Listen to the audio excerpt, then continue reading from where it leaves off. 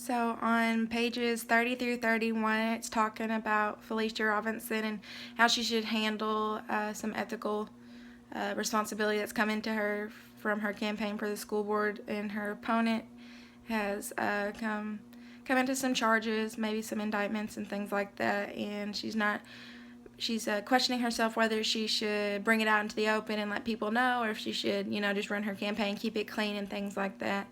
And from what I've read in this chapter about ethics, I think that Felicia needs to run her campaign honest and fair and clean. And, the law says that he is not guilty until proven so. And so there's really nothing that she can do.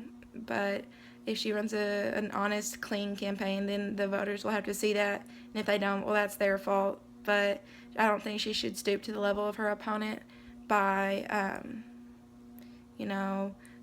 making accusations and things like that, because her opponent may be making accusations and slandering and things like that, but the voters will have to see that and see that he's not running a fair, honest campaign.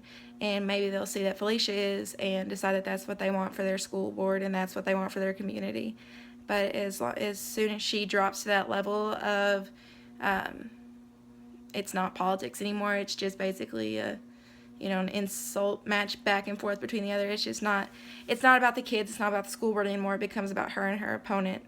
And so I think the most ethical thing for her to do is to pretend like she never even heard it and go on with her campaign and run her campaign the way she knows she should. And we see a lot of that within with the election that there was between Hillary Clinton and Donald Trump. It wasn't very much about the politics. Basically, if they ever got together to debate, it was basically just them trading insults back and forth and bringing up the past.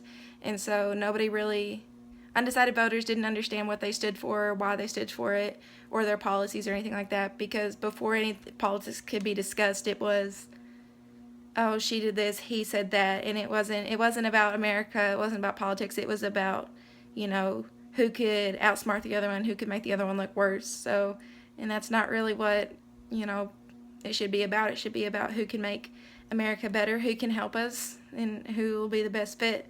Not she said this, he did that. It's all very juvenile, I feel. And so I think Felicia needs to stay strong, and she needs to run her campaign the way she knows she should, and to rely on her smarts and her ideas and her politics skills and things, her political skills and things like that, and not, sink to the level of demotion and slander and things like that. It's just kind of tacky, and she'll just have to trust that her skills can outweigh her opponents, and not let what he's saying get to her, but